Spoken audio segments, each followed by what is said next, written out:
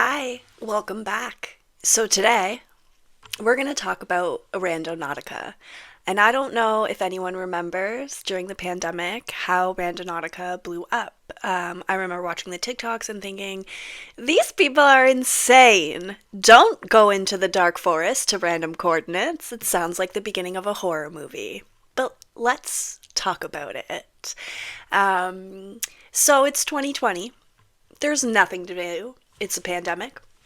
You download a random free app and it tells you to focus on an intention, like love or money or something creepy. And then it generates a random set of coordinates near you. Do you go? I sure as hell wasn't. The app gave me the creeps as soon as I heard about it. Like I said, it sounds like the beginning to about, I don't know, 25 million horror movies I've watched before. But people did follow the coordinates, and sometimes they found exactly what they were looking for. Sometimes they were looking for something unsettling. I don't know if you remember when Randonautica really blew up into the mainstream news. It was because some kids found a body in a suitcase, but we'll get into all of that, don't worry. So, Randonautica launched publicly in 2020 and absolutely exploded during the lockdown. I mean, there's nothing to do. The premise of the app was that it uses a quantum random number generator to generate coordinates near your location. So you're instructed to set an intention in your mind before following the coordinates. So what is a quantum random number generator? A quantum random number generator works by sending a tiny particle, often a single photon of light, into a device where it has two possible paths. Because quantum particles don't choose a path until they're measured, whichever path the proton takes is truly unpredictable because the device turns that unpredictable choice into a random 1 or 0. It uses the built-in unpredictability of quantum physics to create random numbers that are truly random, perfect for security and scientific applications. So, Randonautica generated its coordinates using true quantum randomness, not the fake randomness computers normally use. Early on, the app pulled quantum random numbers from the Australian National University, which produces randomness by using vacuum fluctuations, which are tiny, unpredictable energy shifts that happen even in empty space. Later, Randonautica even developed its own quantum random number generator hardware designed to produce fast streams of quantum generated zeros and ones for its coordinate systems. These quantum random numbers were then converted into map points, literally turning the noise of the universe into places for users to explore. So what was the intention? What was the intention part then? The app's creators were inspired by mind-matter interaction, especially ideas from the Princeton Pearl Lab, which explored whether human intention could influence random event generators. They suggested that a user focusing on an idea like joy or mystery or something red might subtly bias how that quantum randomness behaves, shifting where the random points cluster, what the app refers to as attractors. The Princeton Engineering Anomalies Research Lab, PAIR, operated from 1979 to 2007, and they were dedicated to studying the interaction between human consciousness and physical devices. Over nearly 3 decades, the lab compiled a large database suggesting that human consciousness can have a small but statistically significant impact on the behavior of machines. This has been widely referred to as a fringe theory and is not supported by mainstream science. So, the app's creators state that it was inspired by chaos theory, the theory of derive, and the idea of mind-matter interaction. The creators intended to encourage users to break out of their daily predetermined routines. So, what is chaos theory? Let's ask Dr. Malcolm. So chaos theory is the unpredictability in complex blah blah. So who could have predicted that I wouldn't be able to get the words out of my mouth? It is the specific example. So, in this specific example, Dr. Ian Malcolm, Jurassic Park, argues that the park's reliance on a linear control is doomed to fail because tiny, unforeseen variations compound into massive, uncontrollable outcomes, like the butterfly effect. The theory that a butterfly flapping its wings in Brazil could cause a tornado in Texas, illustrating that these small changes lead to vastly different and unpredictable results. And then, if you've seen Jurassic Park, if you haven't, go watch it right now, because what are you doing? It's when he puts the water on her hand and it rolls off opposite ways because you can't predict which way the water is going to roll. Chaos theory, okay? And then the theory of derive is a situationist practice involving spontaneous, aimless drifting through urban environments to escape daily routine.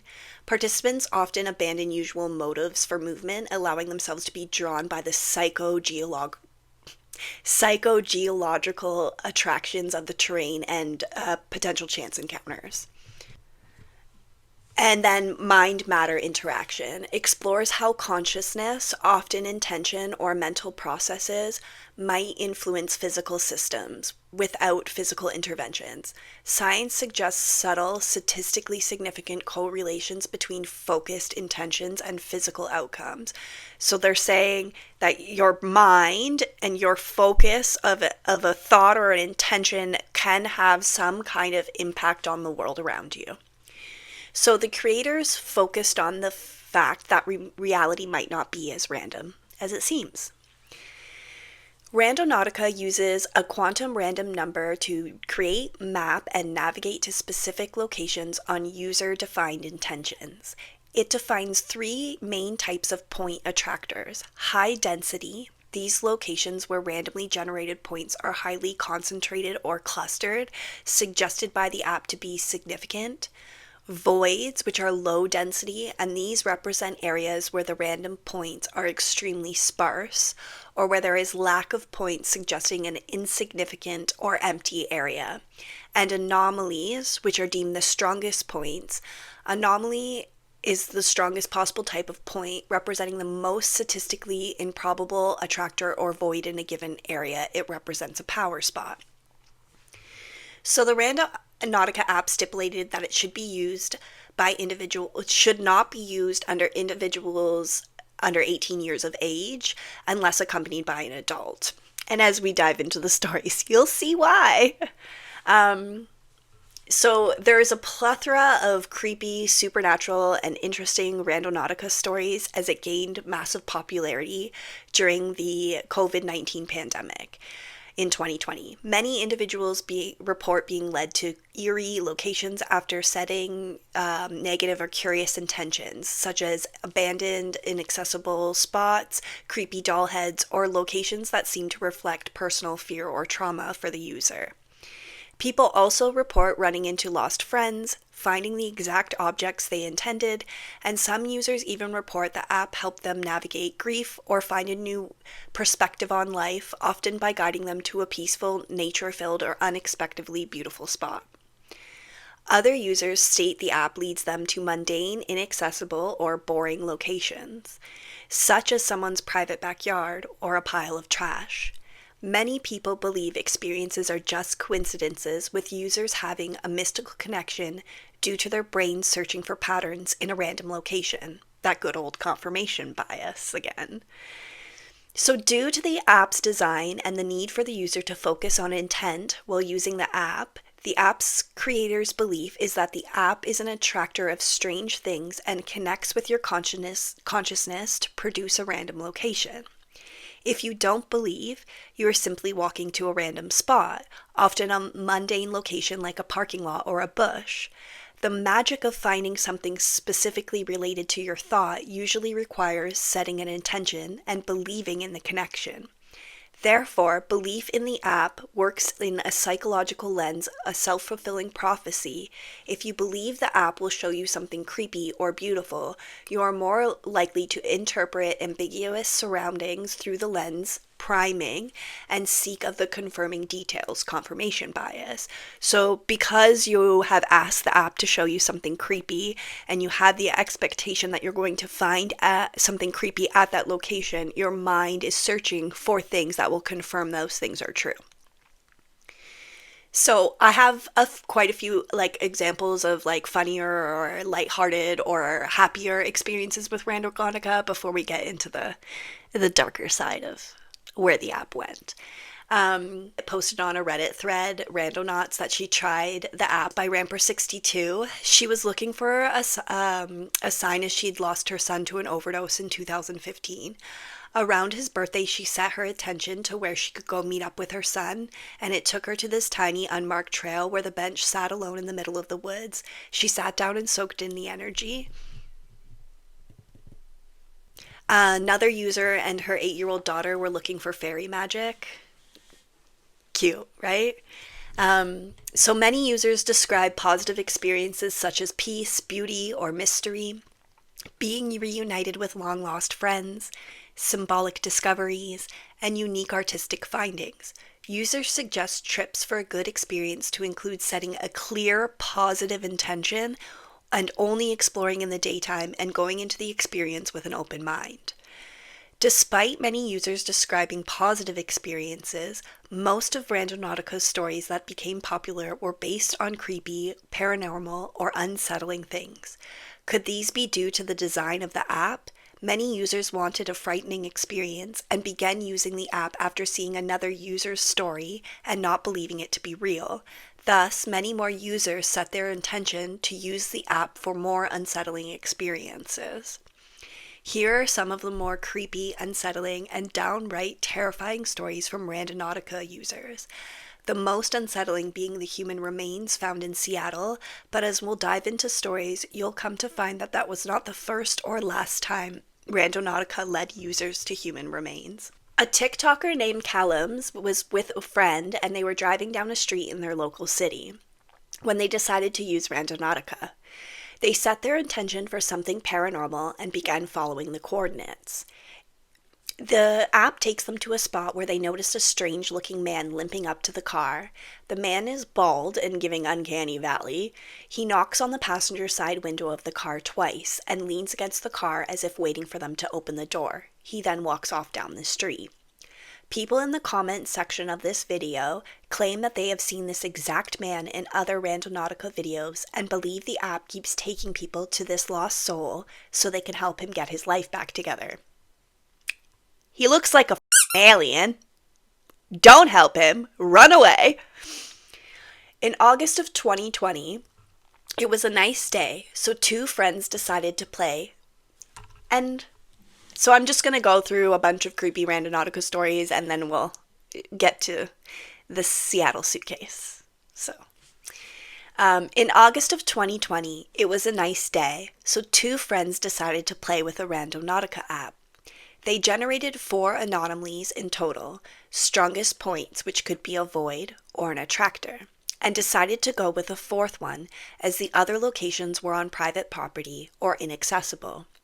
The 4th anomaly looked promising as it had a radius of 470 meters, so a large area. But they weren't looking around the area for long when they discovered a note on the tree with a stick stuck through it. On the outside, the note read, "Write down your cell phone number."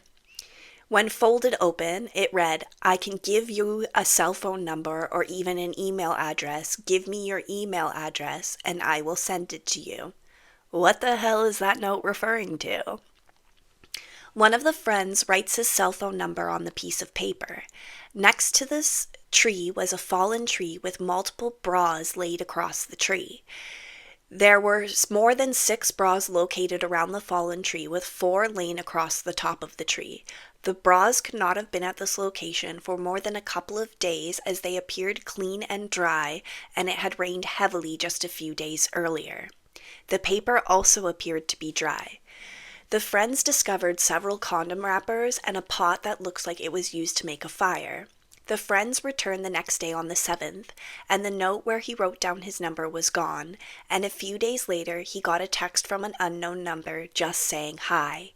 He replied, "Hi, who is this?"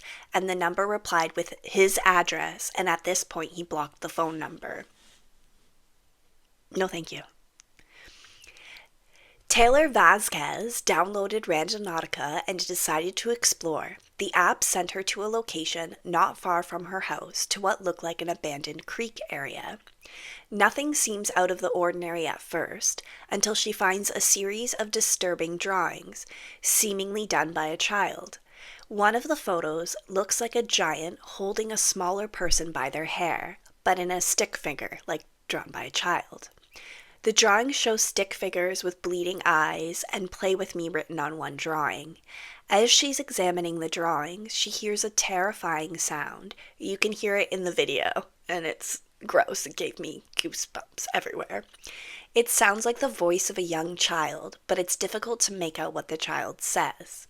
The video cuts out after this. On a later date, Taylor returns to the creek and she finds new drawings which were even creepier than the previous drawings she had found.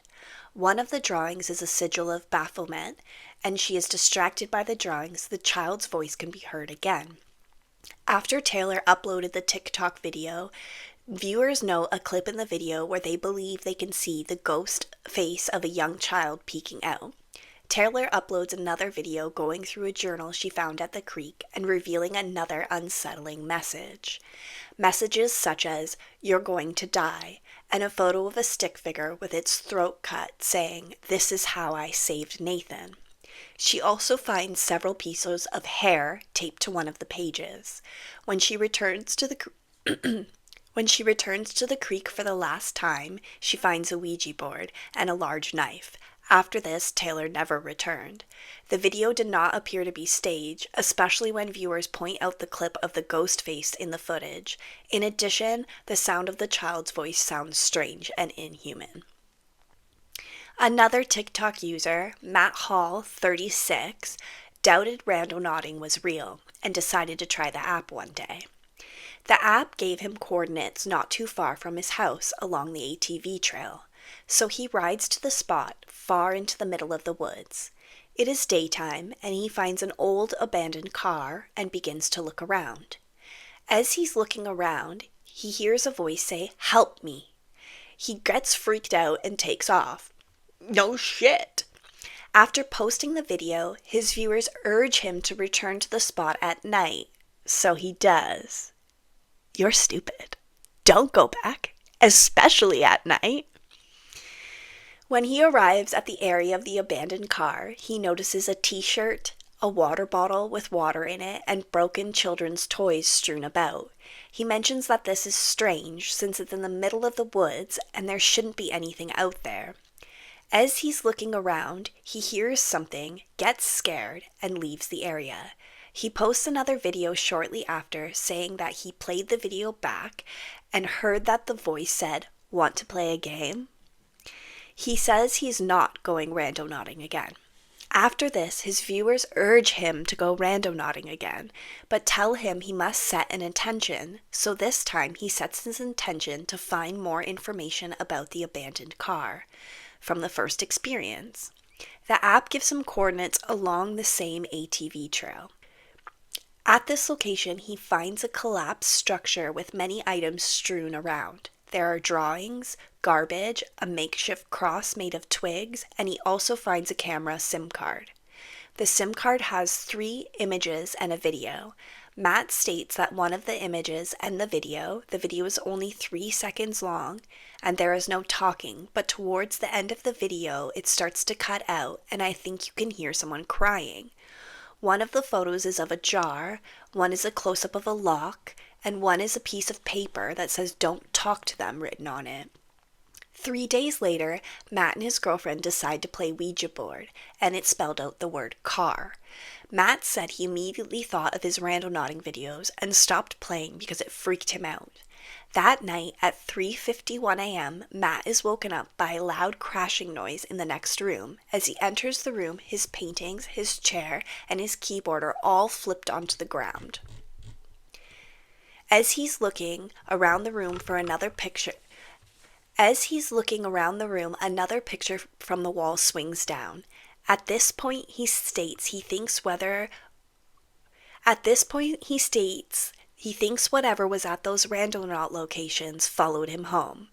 Truthfully, bro, you were probably fine till you played Ouija board. So them playing Ouija board is a video, and the girl and him are playing, and when it spells car, she goes like this and walks out of the room.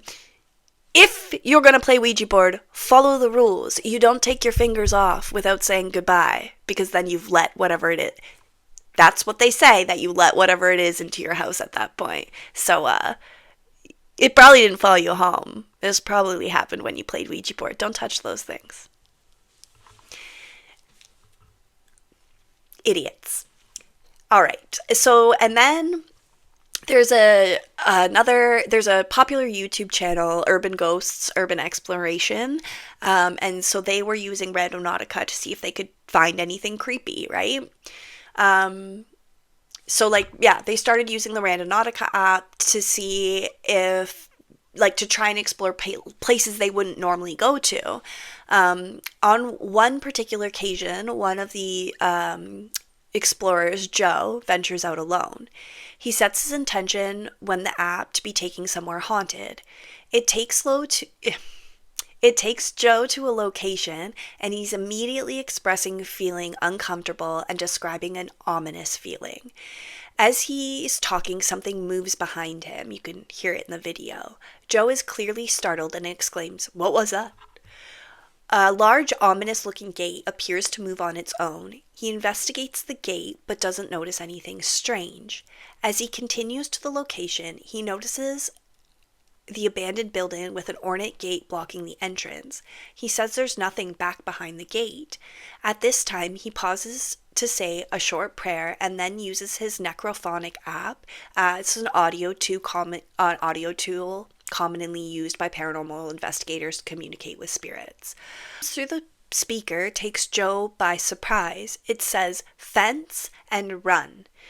During the session, Joe starts to feel something creeping up behind him. He can hear faint voices whispering from the bushes, and he checks the surrounding area, but there is no one else in sight.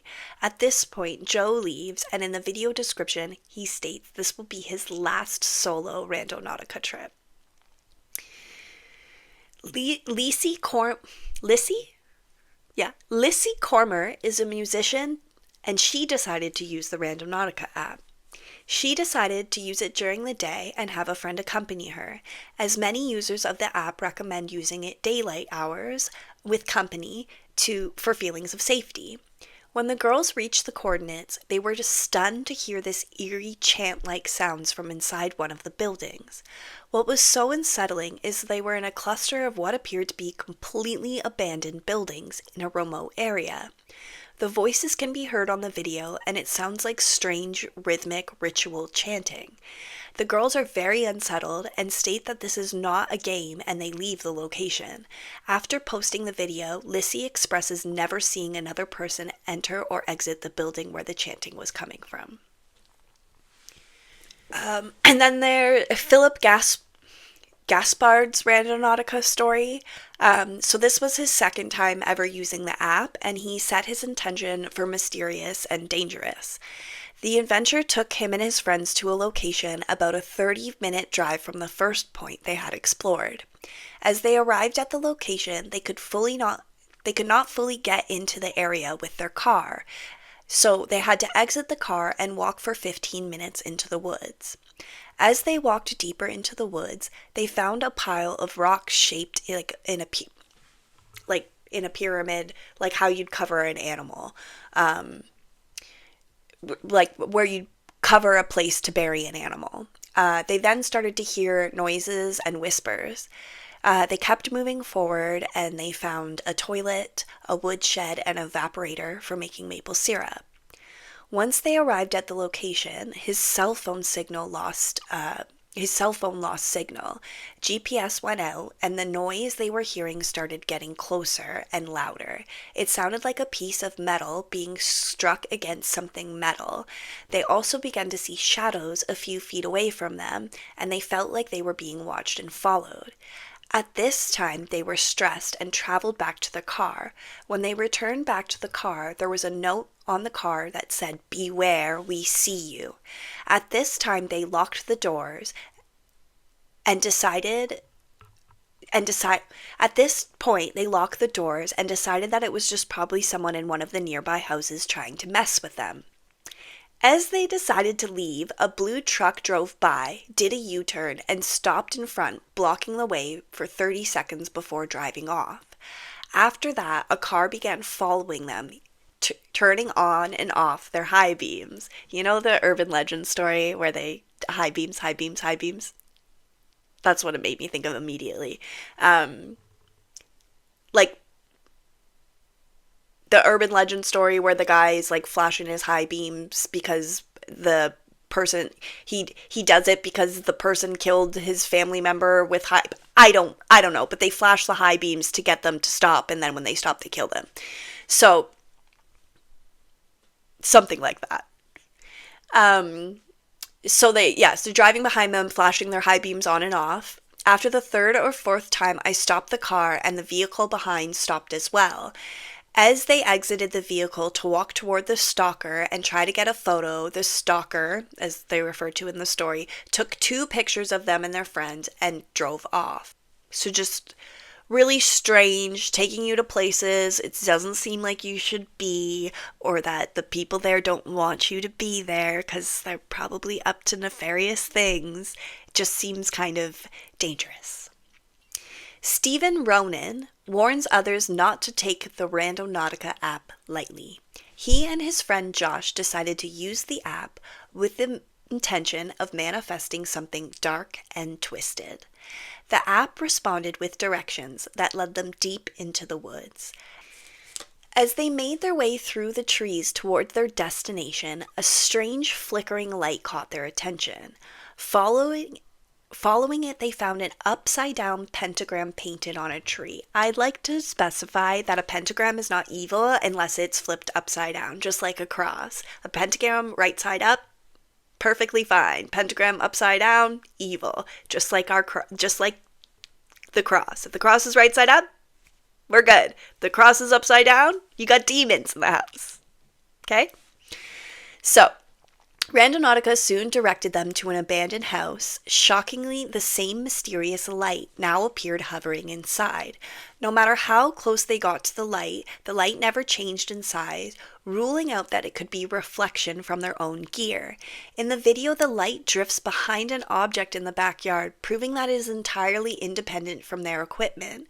As they scan the outside of the house, a ghostly figure can be seen in one of the videos. It appears to be a pale face with 2 hands pressed against the mesh screen of the window. At this time, the police suddenly arrive, asking Josh and his friend to step out and explain themselves. They state they are using the Randonautica app, and the video ends. Jashinko on YouTube, known for deep dives on the dark web, paranormal encounters, and all things unsettling, began experimenting with the Randonautica app. In one particular occasion, they explored an abandoned mall. While walking around to the back of the building, they find a person laying motionless on a concrete platform. Unsure if the man is injured or worse, they consider calling the police, but instead, they cautiously approach to see if he's responsive. As they approach, one of the friends states, "He doesn't look like he's breathing." One of them gives the man a light nudge, and he suddenly sits up coughing and staring at them with a dazed look and unsettling expression. Without hesitation, Jasko and his friend bolt, sprinting back to their car in pure panic. As they slam the doors shut and begin to drive off, the man starts walking towards them. Fortunately, they pull away to safety before anything more can happen. Rose, a young mother, usually known for her wholesome TikTok content, one evening she decides to go randonauting with her partner, and they follow coordinates to a location. The clip states that she started recording because a random guy followed them to the dead end. They waited as the man walked down, saying she was worried he would jump in front of the vehicle. As he walked past, he pulls a knife out and is screaming "Paradise," something unintelligible, at their vehicle. Rose is terrified and asks Michael to drive away. As they pull off to drive away, Rose states another guy not far behind him pulled out a gun and pointed it towards them. They quickly ducking their heads and fled the scene terrified. They called the police to report their encounter. Another TikTok user, Petey Pappy, and a friend went randonauting late at night. It took them to a dark forest in the middle of nowhere. Equipped with a flashlight, the friends got out of a car and started walking towards the coordinates. The deeper they got into the forest, the creepier things became. Passing a bench with a clown face painted on it, and then finding crime scene tape. Upon discovering the crime scene tape, they continue to explore, and what they find is disturbing. They see a light ahead of them, and there is a man ahead of them lighting candles and chanting. They get too close, and the man notices them recording. They exclaim, "Go, go, go, go," and run away. The man chased them halfway through the forest and then just disappeared. You can see the man on the video, and his face appears to be strange, almost as if he's wearing a mask. This TikToker states that this was the scariest night of his entire life. Scariest night of your life so far. You got time left. Don't worry. Another TikTok user, McKenna Ray. I don't know why that was such a challenge for me. McKenna Ray uploaded a video after randonauting. She explained that she had put her intention as death. Probably not a good idea.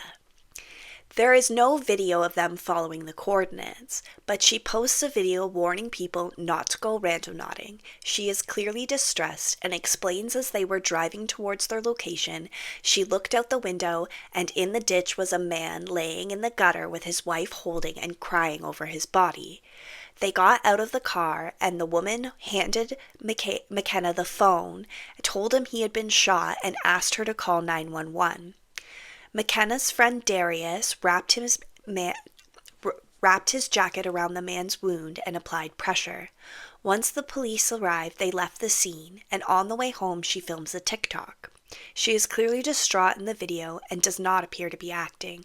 After posting follow-up videos, McKenna states that the man who was shot actually survived. There are a video of Darius and herself explaining that maybe the app put them there to stop death, because if they hadn't turned up, the man who was shot may not have survived. They state that they don't know if the app had anything to do with the experience, but they stress that if you're using the Randonautica app, to use it during the day and not to have bad intentions. A Mexican man named Chris Flores tried Randonautica one night in July.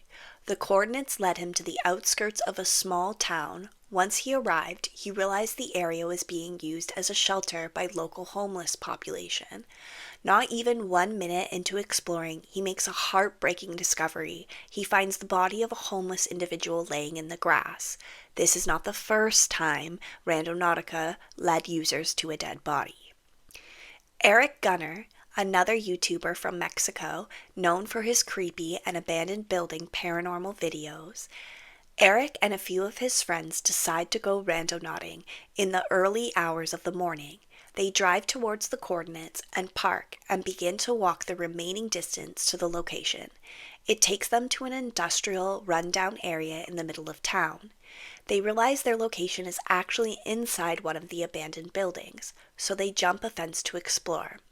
After about 10 minutes, the group comes across an overwhelming smell.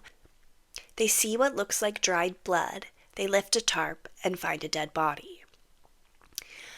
Now, the most disturbing Randonautica story that garnered news coverage was the story of the teenagers who found a suitcase in Seattle containing the human remains of 2 individuals. On June 19th, 2020, a group of teenagers playing with a Randonautica app set their intention for cash money. The The coordinates led them to a location near the shoreline by an overpass. When the teens first encountered the suitcase, they were excited, thinking it potentially contained the cash they were looking for. As the teens approached the suitcase, they noticed an overwhelming putrid smell. One of the teens uses a stick to open the suitcase, which contained foul-smelling black garbage bags. The teens, freaked out by what they had uncovered, called 911. The video of the teens discovering the suitcase went viral on TikTok, but has since been removed. The bodies belong to 35-year-old Jessica Lewis and 27-year-old Austin Wenner, who both died on June 16th from multiple gunshot wounds. As a result of this discovery, Jessica and Austin's landlord was convicted of the murders. The coroner reported that Jessica died of multiple gunshot wounds and Austin died of a single gunshot wound. Both were beaten and dismembered likely around June 9th. The couple had been renting a room in Dudley Berrien's house. Lewis was angry with the couple for not paying rent and for bringing potential criminal activity to his home. Bold, coming from a murderer. You're worried about the criminal activity they brought to your home, but you shot them and beat them and got up their bodies in your house? Okay, buddy. Shortly after the murders occurred, Dudley attempted to rent out the couple's room. A woman brought her belongings on the night of June 9th to move in, and at this time she noticed that Dudley's glasses were broken and he had scratches on him. After the woman took a shower that evening, she entered the room she was renting and she noticed heaps of clothing in the middle of the room with a hand sticking out from underneath, according to police reports. She could have rent the room out and the bodies were still in it. Okay. Shortly after this, Dudley told the woman he needed to clean up the mess and asked if she could take her somewhere else for the night. She stated as she was leaving that night, she saw Dudley laying out large pieces of plastic in the basement. When she asked Dudley about this, he replied, "Let's put it this way. His gun misfired and mine didn't." This bitch, too, moved into that apartment and lived with this guy for a while after that. He clearly murdered somebody and was going to cut up their body, and you're like, it's fine, I can move in after you clean up your last roommate you murdered. You're not going to murder me, though, right? I'm good. Okay. After police discovered Jessica and Austin's bodies, they began investigating their previous residence. While detectives were searching through the house, neighbors contacted them reporting that they had called 911 on June 9th when they had heard gunfire and yelling from inside Dudley's home. Seattle police responded to the home on the evening of June 9th, but left the residence a short time later when nobody answered the door, according to a police report. Stellar police work. Hey, I hear gunshots and yelling from my neighbor's house. Could you go check if they're okay? I'm concerned. Oh, they didn't answer the door, so they're fine. Maybe they're dead? Inside? Okay. When interviewed by police, Dudley denied any involvement in Jessica and Austin's death and could not explain the bullets or bullet holes in their room. Dudley was arrested for their murders in August of 2020. So, I'm just going to talk a little bit about the victims, okay? So Jessica Lewis was born in Maple Valley, and she worked at an assisted living facility in Kirkland and a nursing home in Auburn. She was also a mother of 4. Her Aunt Gina describes her as a beautiful ray of sunshine, a very thoughtful person towards others. Austin's family requested to mourn their son in private, but his mother wrote in a statement that he had faith and a big heart and loved the outdoors, country music, campfires, trucks, dogs, Jessica, and his family. Jessica's family made a statement after Dudley's charges were announced. Nothing will bring Jessica and Austin back, and they certainly didn't deserve their lives to be taken so young. How their bodies were treated after death is incomprehensible. Our families will forever be haunted by what's happened. but our love for Jesse will remain stronger till the end of time.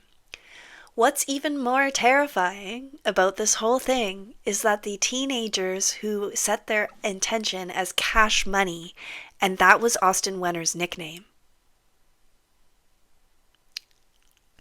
Yeah. So they found Cash Money, just not the Cash Money they wanted.